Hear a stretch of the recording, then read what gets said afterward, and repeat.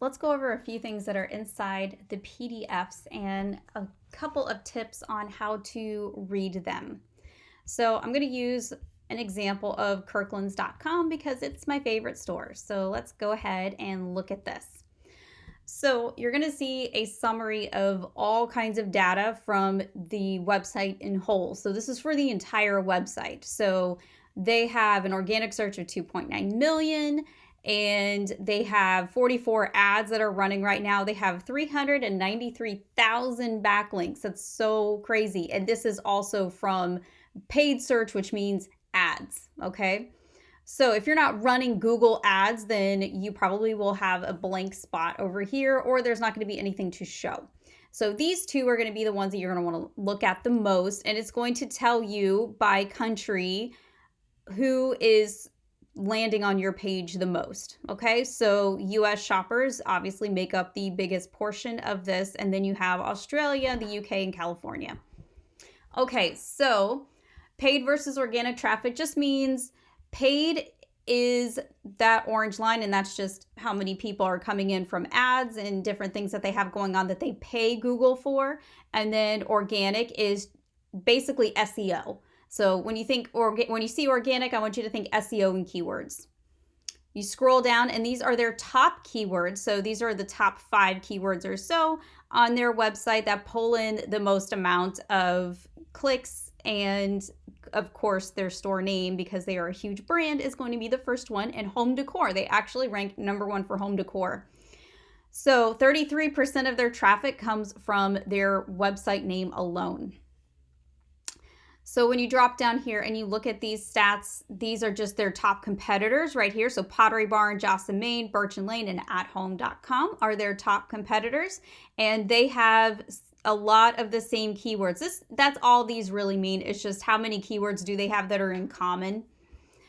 The keyword position distribution basically just means of how many organic keywords they rank for in these top positions. So they have 10,400 keywords in the top 1 to 3 positions, 31,000 in positions 4 through 10 on Google, and so on all the way through.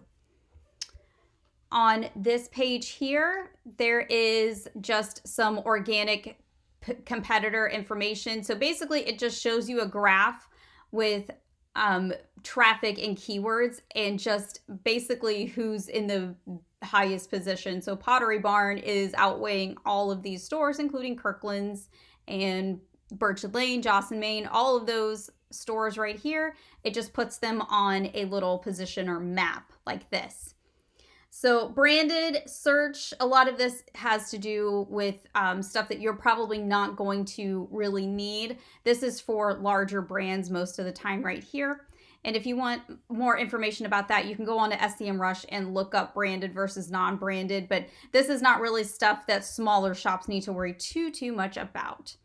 So paid search traffic, again, this is stuff that are for people who have out large ads.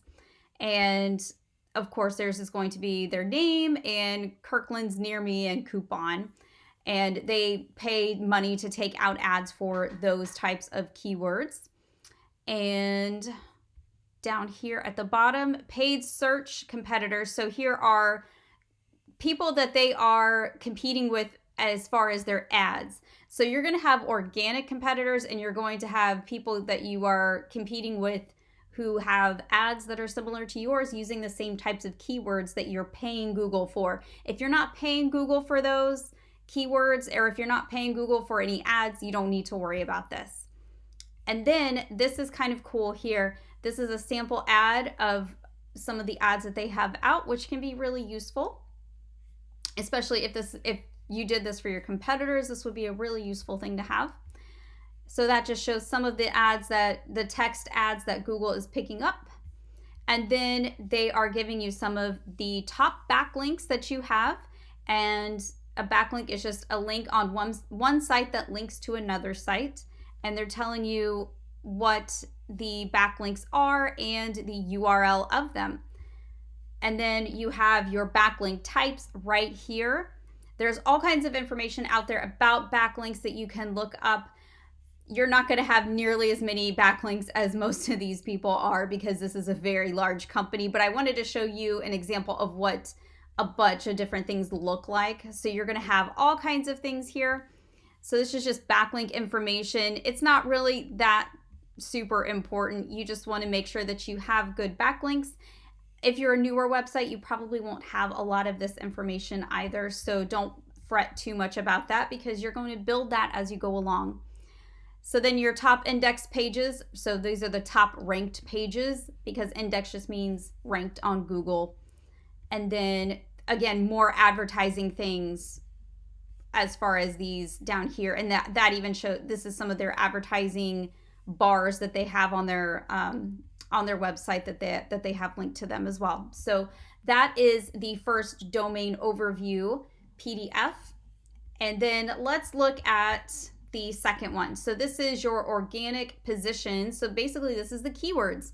So this is how many keywords you rank for, how much traffic you're pulling in, and how much that your estimated price of organic keywords are in Google AdWords. Okay.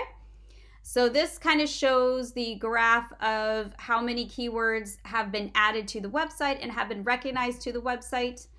And then you have just a whole bunch of keywords here. I want you to pay attention to the actual keyword. This means the position, not the page. So whatever position they are on Google. So they are at position 1 for all of these keywords. The volume is just how many times they're searched per month. KD means keyword difficulty, or how difficult it would be to rank for a certain keyword. This is cost per click, or how much money it costs for a click in US dollars. This is the URL that it would link to. So say this is the keyword. You want to know what keyword on what page that this is linking to. If you want to know what page Google's picking this up for number 1, you would hit that button and it would give you the page right there. And then traffic just means how much of the website's traffic is being pulled in by that keyword. So less than 1% of their traffic is being pulled in by that keyword. And then that's really all you really need to worry about. The trend just kind of shows up and down. So this is kind of trending upward, and then it trended downward a little bit. This trended up high, and now there's no trend really. This spiked, and now there's no trend. This did not have a trend, and now it's going up. So glass lanterns are starting to trend on Kirkland's. So kind of cool right there. So you're going to see these all throughout this PDF right here. It's the same thing. It's just going to be page after page of keywords. If you don't have nearly as many keywords as this website, don't worry. You shouldn't have because even larger websites don't have nearly this many keywords. This is just a very well-established website, so don't fret if you don't have that many keywords or only have one page of them. That's totally fine. Okay, now the last one is the competitor PDF. So with this is just a PDF that shows a little bit about the websites that Google considers your competitors. And these are going to be stores that have keywords that are very closely aligned to yours or even the same. So when you scroll down here, it's going to give kind of a positioning map. And then just like on that first page, you're going to see those websites plus more. So all of these websites here are picked up to have a lot of the same keywords. So you can see common keywords here. You can see how many keywords they have in their ads for this, how much of their ad traffic pulls that in. It's not real. I don't really pay too much attention to these. What you're going to be wanting to pay attention to is the actual domain name. So you can go to those domains and you can kind of see what they're doing and see what they're selling. You might be able to get some ideas of what to sell on your website. You might get some product line ideas, and you might get some keyword ideas after hanging out on their website for a little while. This was how I made really great product lines, was by finding out who my competitors were according to Google, and then kind of trying to beat them on this positioning map by using the same keywords or using a lot of the same products that they did, because if it's working for them, then it should work for me as well, right? And I didn't want to reinvent the wheel. So it's a great way to find these websites that Google considers your competitors and do a really in-depth study on them for later on. So this is a really great piece of information for you to have. So hopefully that clears up how to read these PDFs and how they can be useful to you.